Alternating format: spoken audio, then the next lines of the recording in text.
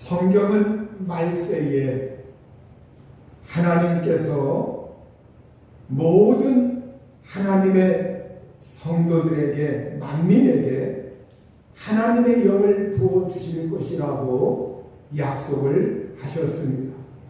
오늘 요엘 2장 28절에 보면 그 위에 내가 내 영을 만민에게 부어주리니 너희 자녀들이 장래일을 말할 것이며 너희 늙은이는 꿈을 꾸며 너희 젊은이는 이상을 볼 것이며 이렇게 말씀을 하고 있습니다.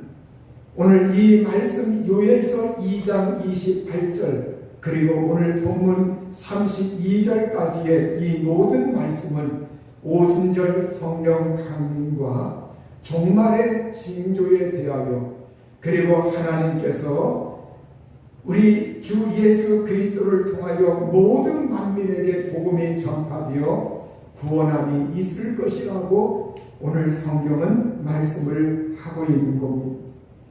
하나님은 내가 내 영을 만민에게 부어줄 것이다. 이렇게 만민에게, 모든 사람들에게, 모든 인류에게, 모든 육신 위에 하나님께서 내 영을 쏟아 부을 것이라고 말씀을 하고 있습니다. 하나님은 남정과 여정들 위에도 내 영을 쏟아 부을 것이라고 말씀하고 있습니다.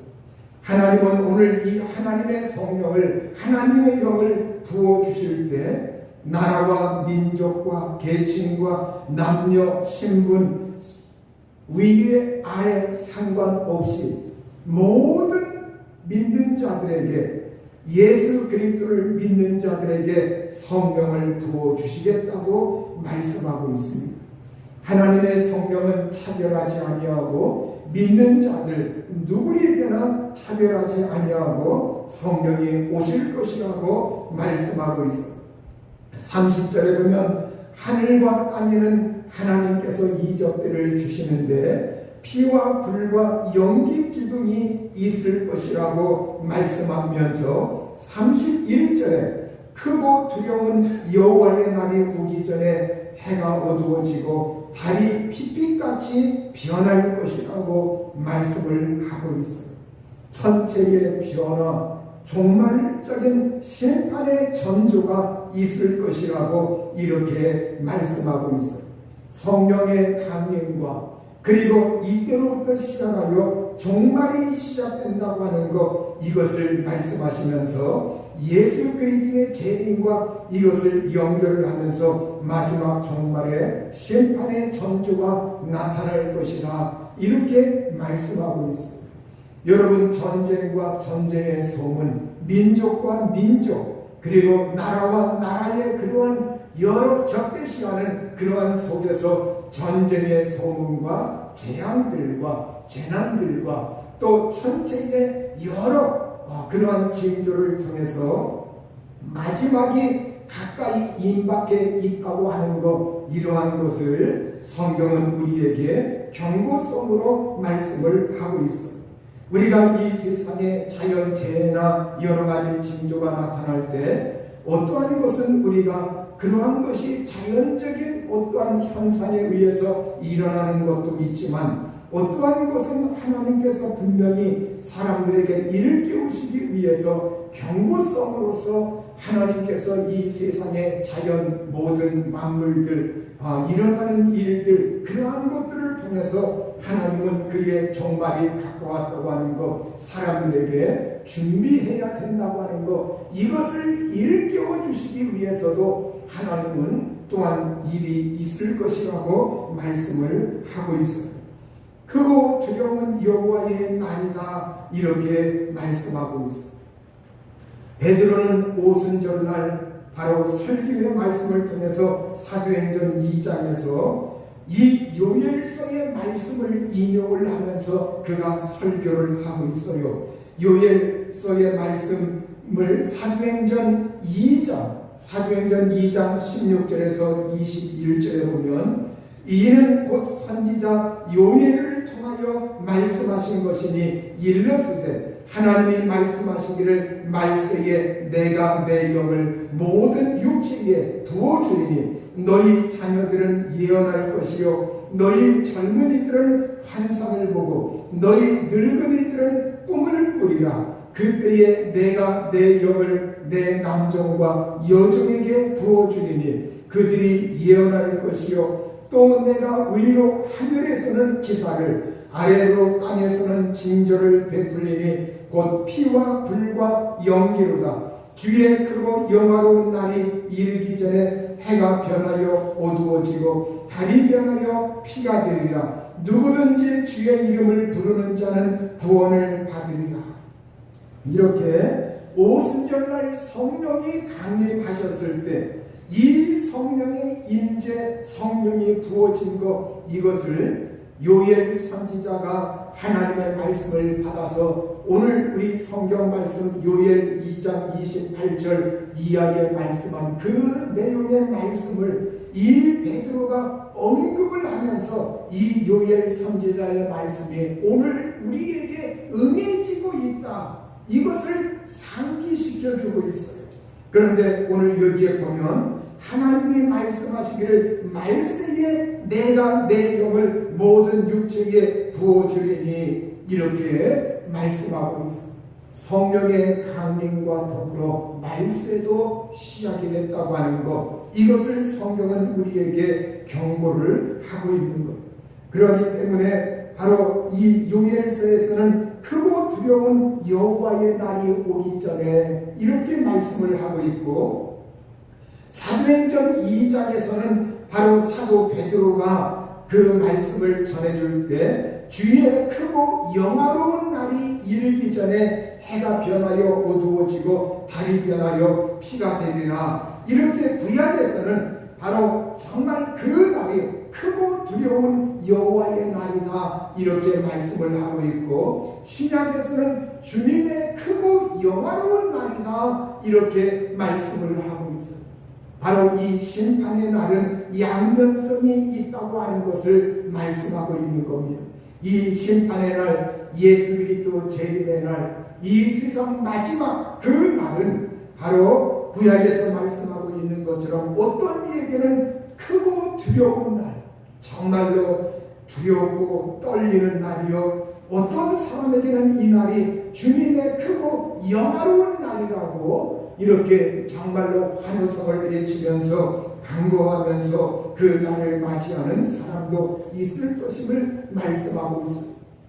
여러분, 이날 구원받지 못한 사람들, 이날 정말로 대비하고 있지 못한 사람들, 그러한 사람들에게는 바로 그 날이 여호와의 크고 두려운 심판의 날로 임할 것이고, 그리고 예수 그리스도를 믿고 성령을 받아서 그 날을 대기하고 준비하고 있는 그러한 사람에게는 이 날이 주님의 크고 영화로운 날, 구원의 날, 은총의 날로 그들에게 다가올 겁니다.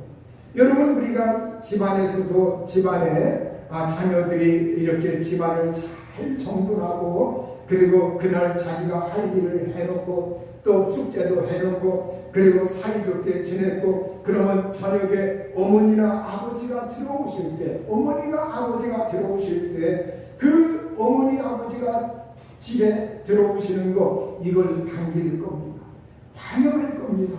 마음의 안돈이 될 겁니다. 그러나 그날 어떠한 무엇을 이렇게 그릇을 깨뜨렸고, 그리고 집안을 어질러 놓고 숙제도 안 했고 여러 가지 분주하게 이렇게 아이가 정말 집안을 어질러 놓았으면 그날 저녁에 어머니 아버지가 집안에 들어오시는 것, 이거에 대해서 굉장히 두렵고 겁을 내고 어머니 아버지가 나한테 야단치는 거 아닌가, 이렇게 두려워할 겁니다. 여러분, 그렇습니다. 이 마지막 종말의 날, 우리 주 예수 재림의 날, 어떤 이에게는 크고 두려운 날, 떨리는 날로 임할 것이고, 어떤 사람에게는 그 날이 크고 영화로운 날, 구원의 날, 은총의 날, 하나님 앞에 영광이 드러나고, 그리고 그날 정말 주님의 은혜 속에 영원한 나라에 들어가는 그러한 영화로운 날이 될 겁니다. 그렇기 때문에 오늘 우리가 성령이 임하는 그 순간, 오순절 성령 강림으로부터 시작해서 성령의 임한 그 순간부터 우리가 삶을 살 때 이 말씀은 오늘 은혜의 날이라고 해서 사람들이 그냥 은혜의 날에 그냥 우리가 아직 넉넉하다, 그냥 은혜의 날이니까 적당히 살자, 부양마냥 진도도 금방금방 다가오지 않는다, 이렇게 살 것이 아니라 오히려 이 하나님의 은혜의 날, 오늘 우리가 구원받고 은혜받고 있을 때 우리가 늘 깨어서 마음에 준비하고 언제나 주님의 날이 언제 올지 모르고, 그리고 우리 개인의 종말의 날이 언제 올지 모르는 그러한 시점, 그러한 현실 속에서 우리가 살고 있기 때문에 항상 우리가 준비하는 마음으로, 늘 깨어있는 마음으로 우리가 늘 이 세상에서 살아야 한다고 하는 것, 이것을 오늘 성경이 우리에게 일깨워주고 있는 겁니다. 오늘 너희 자녀들은 장래 일을 말할 것이다, 이렇게 말씀하고 있는데, 사도행전은 바로 너희 아들과 딸들 자녀들이 예언할 것이다, 이렇게 말씀을 하고 있어요.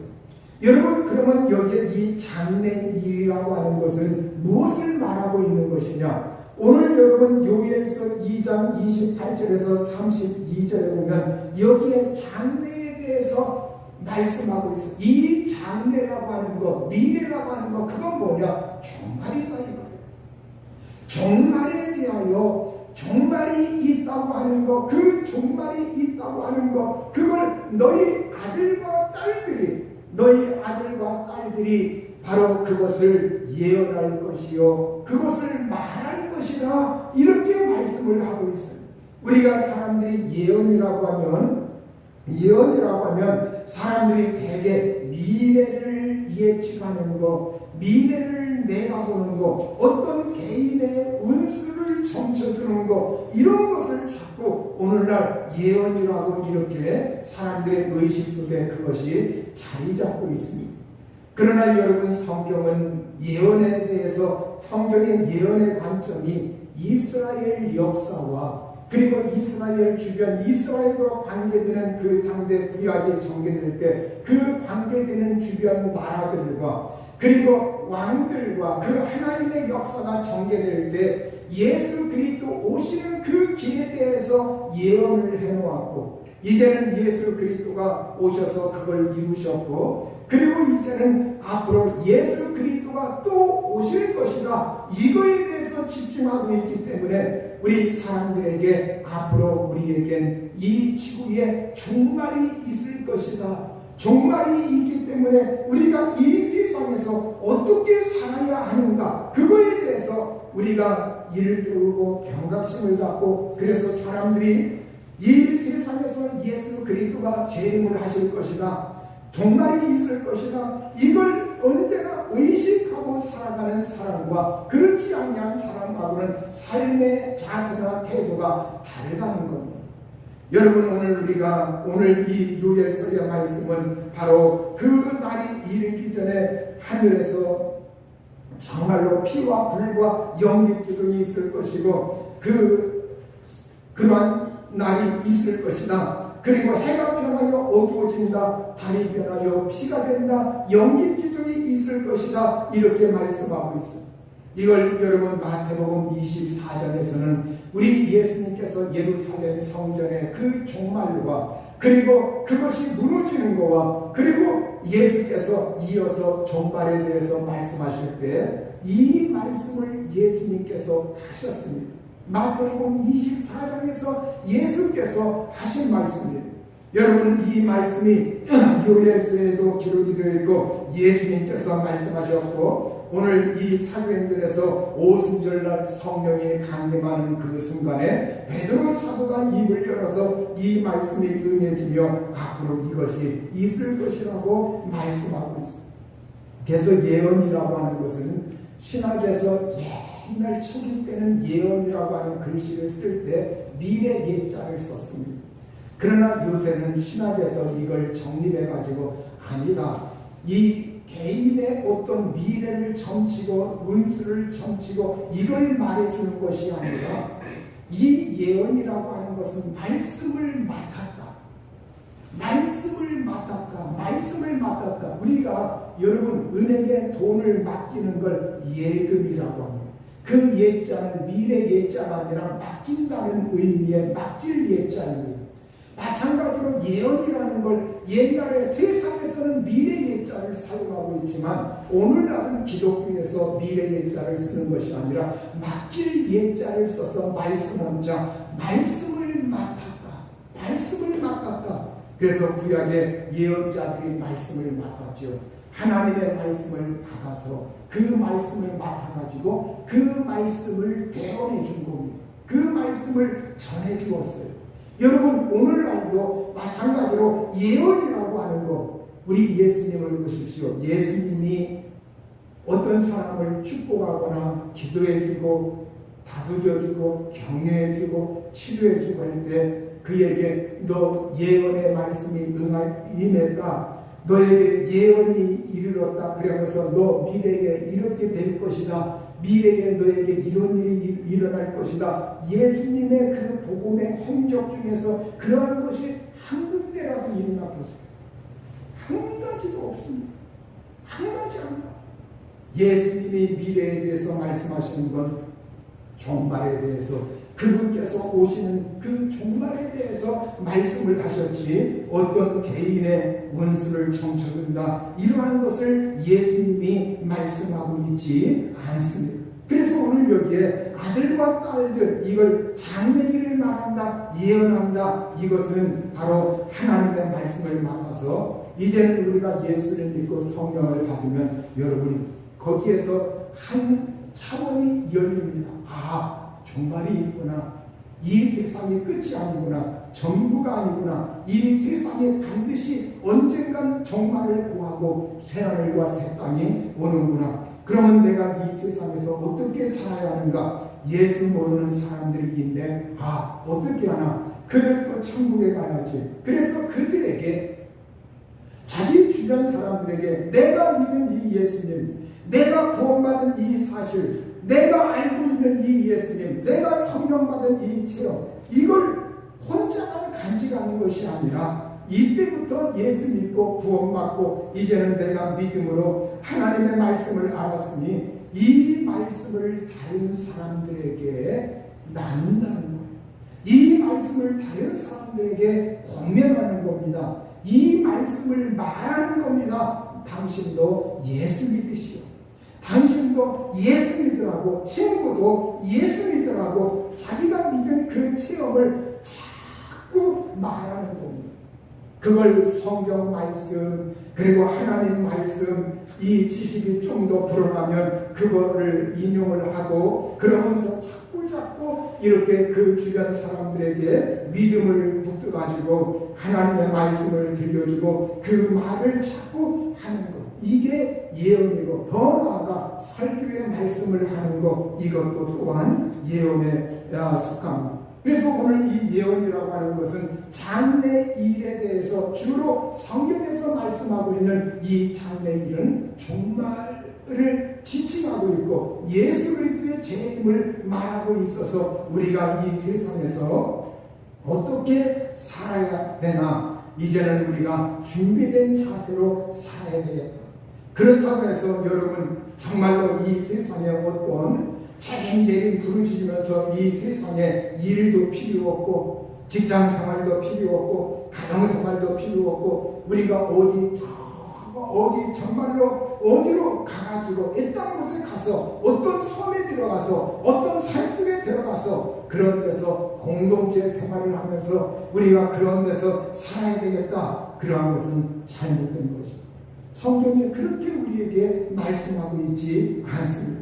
오늘 우리의 삶의 자리에서 우리의 가정에서 우리의 직장에서 우리의 정상적인 삶의 그 자리에서 우리가 성실하게 살면서 믿음으로 하나님 의지하면서 우리가 사는 것을 말씀하고 있어요. 젊은이들은 환상을 본다. 젊은이들은 이상을 본다. 젊은이들은 이 환상이 본다. 여러분 정신이 온전한 상태에서 우리에게 환상이 나타나는 경우가 있어요. 실제 여러분 우리가 살다 보면 이 환상이 보이기도 합니다. 그리고 노인들, 늙은이들, 이 노인들은 꿈을 꾸리라 밤에 잠을 자면서 꿈을 꾸기도 해요.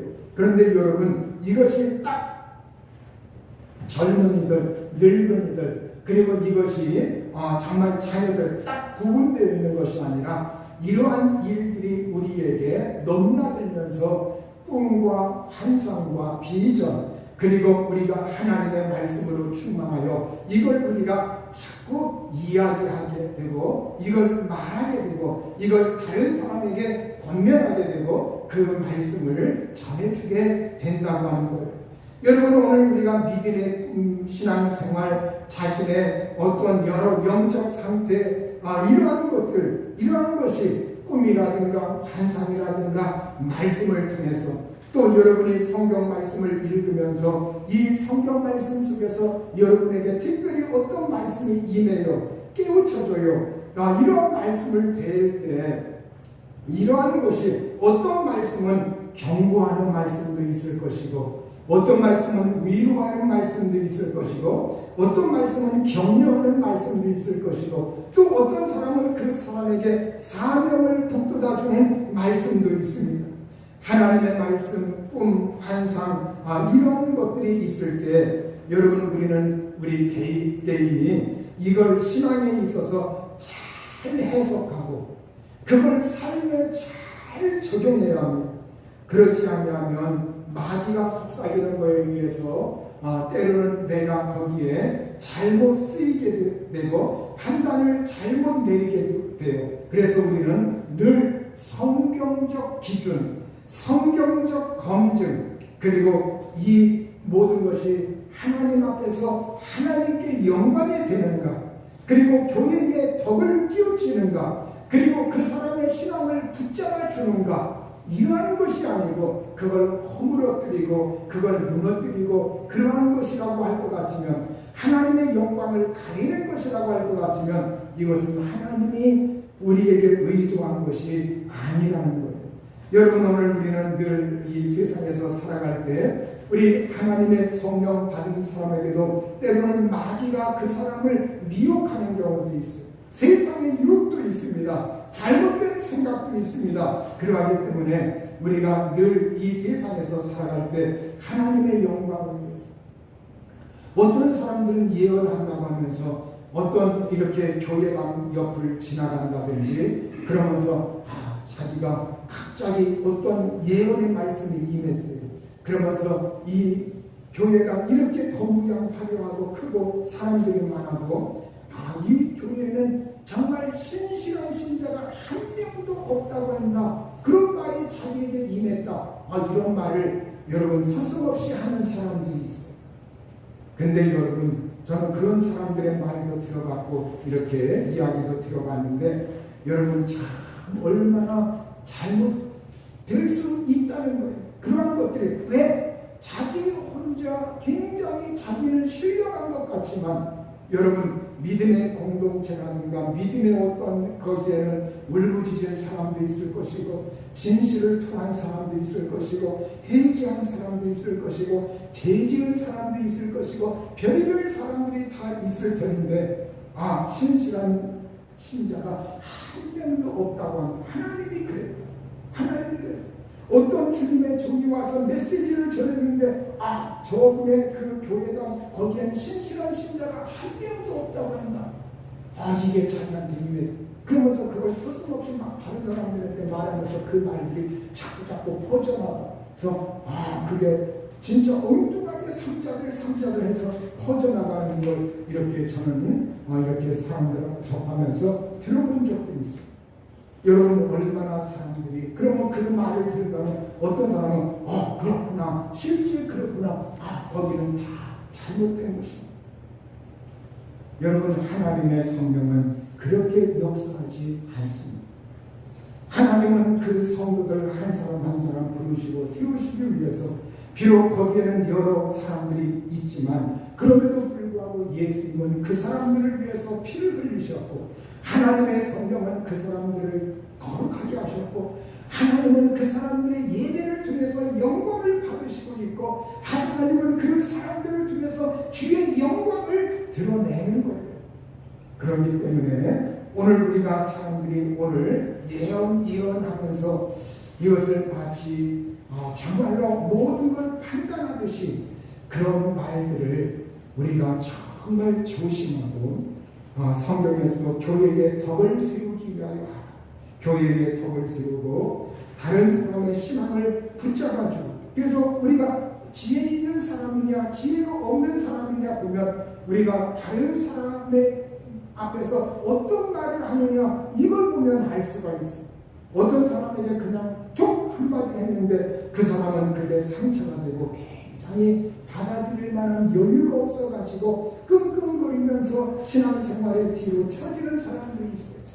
여러분, 오늘 우리가 진정으로 믿음 생활할 때 하나님 앞에서 우리 믿음의 성도들은 내가 어떻게 하면 다른 사람들을 붙들어 줄 것인가, 어떻게 하면 북돋아 줄 것인가, 어떻게 하면 하나님의 영광을 드러낼 것인가, 어떻게 하면 정말로 믿음을 세워줄 것인가, 거기에 초점을 맞춰서 하나님의 말씀도 권면하고 내가 꿈을 꾼 것도 또 내가 환상을 본 것도 말을 하고 해야지, 그렇지 아니하고 그냥 나 혼자 내가 기준이 되어가지고 판단을 하듯이 다 쏟아내면 이 하나님의 공동체의 질서가 어지러지고 하나님께서 이루어 놓으신 그 사람 한 사람들을 위해서 구원하기 위해서 하나님께서 역사하신 그 일들을 허물어지게 만드는 그러한 일을 자행을 하게 됩니다. 요엘서 2장 28절 29절 이 말씀은 모든 육체 위에 하나님의 영 성령을 부어주실 것이라는 예언적인 약속의 말씀이었습니다. 그리고 오순절날 사도행전 2장에서 베드로 사도가 설교한 것처럼 그날 이 요엘서의 예언적 약속이 역사적으로 성취가 되어서 하나님의 성령이 이 세상에 강림하셨고 거기에 모여있는 신자들에게 성령이 부어지고 임하셨습니다. 그런데 이 성령이 부어지고 임하신 이 역사가 여러분 이것으로 끝나는 것이 아니라 이 말씀이 무슨 말씀과 연관이 되어 있느냐 하면 사도행전 1장 8절 말씀과 연관이 되어 있어요. 사도행전 1장 8절에 보면 오직 성령이 너희에게 임하시면 너희가 권능을 받고 예루살렘과 온 유대와 사마리아와 땅끝까지 이르러 내 증인이 되리라. 이렇게 성령이 너희에게 임하시면 너희가 권능을 받는다. 그리고 예수님의 증인이 될 것이다. 이 말씀과 연관이 되어 있는 거예요. 오늘 여러분 요엘서에서 성령을 부어주겠다. 모든 사람들에게 차별하지 아니하고 성령을 부어주겠다. 예수 믿는 사람들을 차별하지 아니하고 남녀노유 빈부귀천을 막론하고 누구든지 그 사람이 예수님을 진실로 영접하고 믿는다고 하면 하나님께서 그 사람에게 성령을 그 사람 위에 부어주실 것이다. 이렇게 말씀하고 있습니다.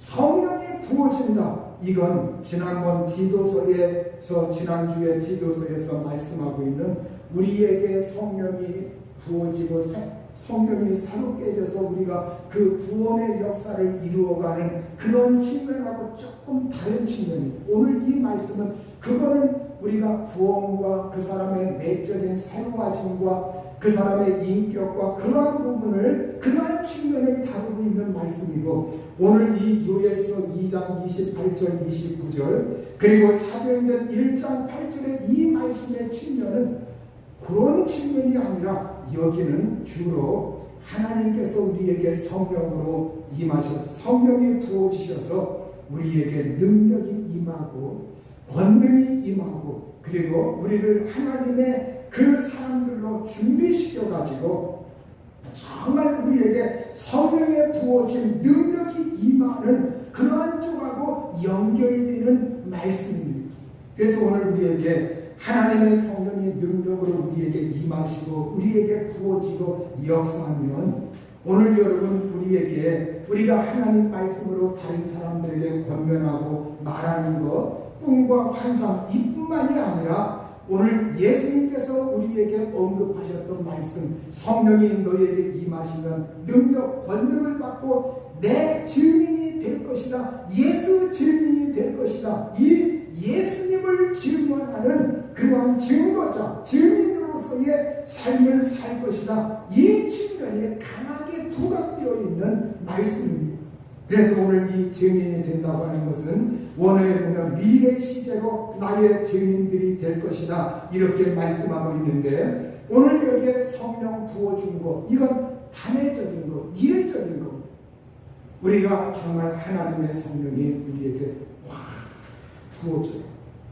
하나님의 성령이 부어지는데, 그러나 그 효과는 지속적이고 실질적이고, 우리가 이 세상에서 정말로 성령의 능력과 연계되어서 미래적인 사명으로서 우리가 이 세상에서 살아갈 때 성령의 그 임재를 통해서 모든 신자에게 적용되는 말씀이에요. 그래서 오늘 우리가 권능을 받고 우리가 사명을 부여받아서 우리가 예수 믿고 구원받은 사람들에겐 누구든지 예수님의 증인이 될 수 있도록 하나님께서 그 사람에게 성령을 부어주셨어요.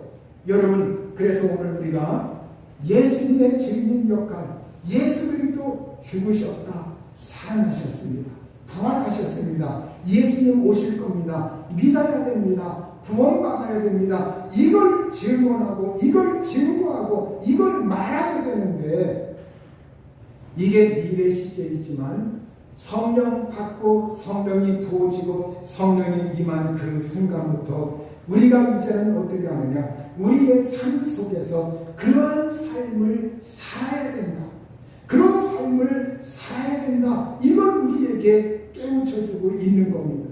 여러분, 그런데 우리가 실제 보면 어떤 사람은 예수 믿고 나가서 전도도 하고 증언하고 자꾸 사람들에게 예수 이야기를 하고 권면하고, 친척이든 친구든 주변 사람들 어떤 적당한 기회가 있을 때 그 기회를 잘 살려서 그걸 적당히 잘 이렇게 설득하고 하려고 하고 기도해주고 자꾸 이렇게 하는데, 근데 어떤 사람들은 그렇지 못한 사람들이 있어요.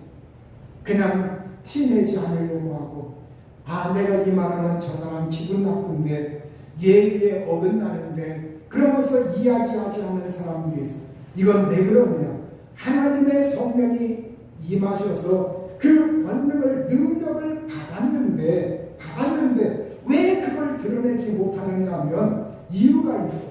바로 성령이 임하여서 실제 증인될 수 있는 그 능력을 받았음에도 불구하고 그 증인 역할을 왜 하지 못하느냐, 그것은 어떤 사람은 성격의 소심이기 때문에, 성격이 소심하고 아니면 그 사람이 그 소극적이고 그 태도나 이러한 것이 수동적이고, 그리고 성경 지식이 없다고 하면서 핑계를 대고, 그리고 어떤 사람은 살아갈 때 삶과 환경에 얽매여서 이 세상에서 무엇을 먹을까, 무엇을 마실까, 무엇을 입을까, 여기에 매여 있어가지고 염려, 걱정, 재물 이러한 거 염려하고, 또 어떤 사람은 삶의 우선순위가 이 세상에서 살아갈 때 자녀가 먼저야, 아니면 내가 이 세상에서 이루어올 일이 먼저야, 그런 걸 앞세우다 보니까 내가 이걸 해놓고 그 다음에 내가 이런 은총과 복을 다 받으면 그 다음에 해야겠다. 그런데 여러분, 그 기회는 안 와요. 그렇게 생각해서 이걸 자꾸 미루는 사람이 있고, 그리고 세상에 대한 미련, 애착, 자꾸 옛날의 제2의 본성으로 돌아가려고 하는 그러한 본성들, 하나님 나라와 주님에 대한 그 열망이 부족하기 때문에 그냥 이 세상에서 사는 재미가 너무 재미있어서 하나님 나라와 주님에 대해 열망이 별로 없어요. 그래 육신의 소욕, 죄에 얽매여서, 그리고 얽매이기 쉬운 죄, 습관적인 죄, 히브리서 12장 1절에 보면 모든 얽매이기 쉬운 죄를 벗어버리고 경주하라고 하는데, 얽매이기 쉬운 그 죄에 여전히 우리가 법적으로는 제사함 받았지만 옛 본성을 끊어버리지 못하고 그러한 거에 매여 있다든가, 골로새서 3장 8절에서 10절에 보면 옛사람의 습관, 옛사람의 습관이나 아니면 잘못된 여러 가지의 삶의 그러한 거에 매여 있어가지고 이 세상에서 살아가도 성령을 받았어도 인간의 죄의 습관, 육신의 소욕, 욕망, 죄의 영향력 이러한 것을 떨쳐버리지 못하고 살아가기 때문에 증인으로 담대하게 살지 못하는 그러한 경우도 있다는 거예요. 두려움과 소극성 그리고 능력을 받았어도 실제 행동에서 담대하지 못하면 예수님을 증거하는 그 행동이 나타나지 않는 겁니다. 또 믿음이 있어 그 구원받았고 성령이 실제 임하였고 능력이 하나님이 주었는데 그럼에도 불구하고 실천적인 순종 이것이 결여되어 있으면 실천적인 순종이 결여되어 있으면 또한 그 증인의 역할을 못하게 되죠.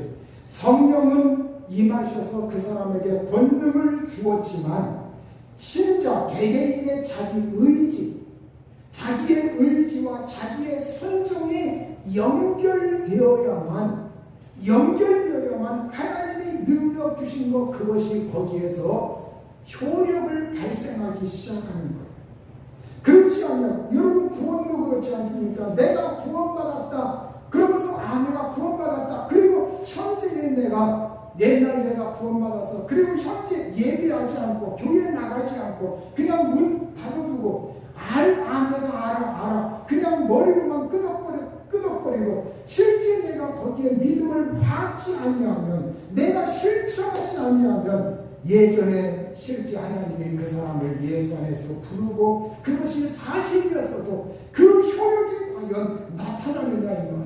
그러니까 오늘 하나님은 여러분 제가 처음에 하나님은 이 남종과 여종에게 늙은이와 젊은이들에게 아들과 딸들에게 사람을 차별하지 않냐고 인류의 모든 족속에게 모든 민족에게서 차별하지 않냐고 하나님이 예수 믿는 그 육신 위에 그 사람 위에 성령을 부어주신다. 이건 보편적인 겁니다. 차별성이 없습니다.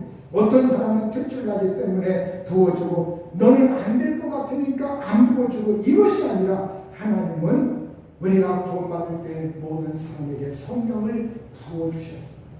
능력을 받았습니다. 그럼에도 불구하고 그 사람이 그렇지 아니한 것은 지금 이러한 것 마냥 여러 가지 그 사람에게 얽매이기 쉬운 것들, 환경적인 요인들, 성격상의 어떠한 그 치우친 것들 이러한 것들로 인해서 자기가 오늘 자기 의지를 하나님의 성령께 자기 의지를 하나님께 순종으로 연결시키지 아니하고 있기 때문에 이것이 나타나지 않는 겁니다.